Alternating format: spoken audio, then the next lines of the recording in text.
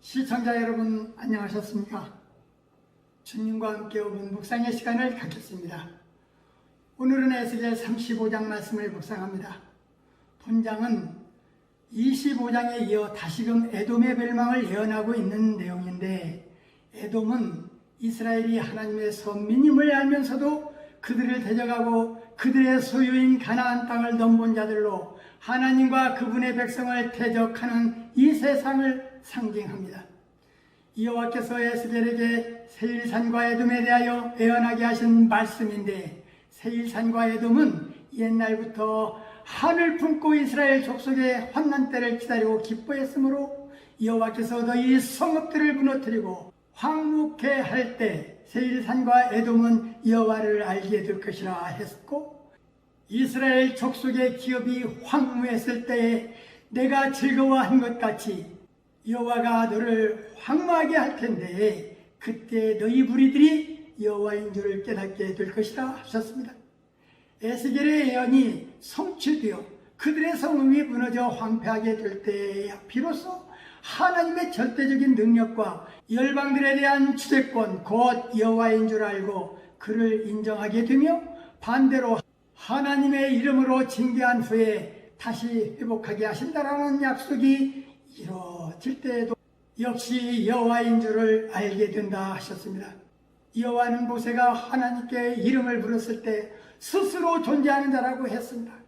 때때로 하나님께서는 자신을 인정하지 않고 우상 섬기기를 즐겨하는 자신의 백성들에게 자신이 참신 여호와인 줄을 깨닫게 하십니다.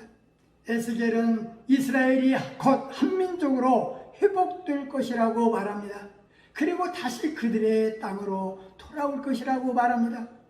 이스라엘의 회복은 이미 34장부터 시작되어 지도자의 회복, 땅의 회복, 백성의 회복 순서로 언급되고 있는데, 36장 1절에 나타난 산들은 이스라엘의 힘을 상징하는 것들로 하나님께서 에돔이 아니라 세일산을 향하여 심판을 말씀하고 계신 것을 볼 수 있습니다. 그러나 이러한 회복의 메시지가 바벨론의 포로가 되어 있는 자들에게는 거의 불가능한 것으로 보였습니다. 그래서 하나님께서는 에스겔 선지자를 통하여 하나님의 유언과 성실함을 다시 한번 강조하고 있습니다. 그분은 먼저 이스라엘을 벌하시기로 작정하신 대로 벌하신 후에 그의 백성들을 회복하실 것입니다. 에스겔은 이스라엘 백성이 멸망될 때에 세일산과 에돔이 기뻐했던 것은 잘못된 것이고 여호와께서 적절한 심판을 하실 것이라는 것입니다. 에돔은 이스라엘이 하나님의 선민임을 알면서도 그들을 대적하고 그들의 소유인 가나안 땅을 넘본 자들이며, 에돔은 하나님과 그분의 백성을 대적하는 이 세상을 상징하고 있습니다. 여호와가 기뻐하는 것이 무엇인가? 믿음의 성도들은 하나님이 기뻐하시는 일이 무엇인지 늘 생각하며 살아야 합니다. 순종과 예배와 기도하는 삶을 우리 하나님께서 기뻐하십니다. 말씀을 상고하며 기도하며 묵상의 시간을 마치겠습니다.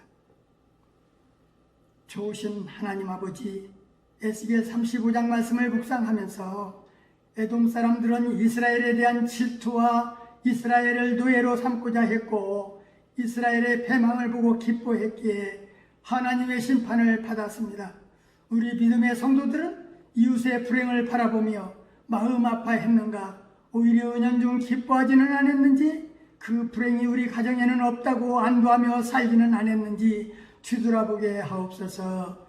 주님, 우리 믿음의 성도들은 무익한 말을 삼가고 자랑의 말을 삼가고 주를 두려워하는 자로 세워 주옵소서. 악한 일에 징벌이 속히 임하지 않기에 인생들이 두려움 없이 악을 행하고 있사오니 우리 믿음의 권속들은 선한 자들이 되어서 우리 하나님만 자랑하며 살게 하옵소서.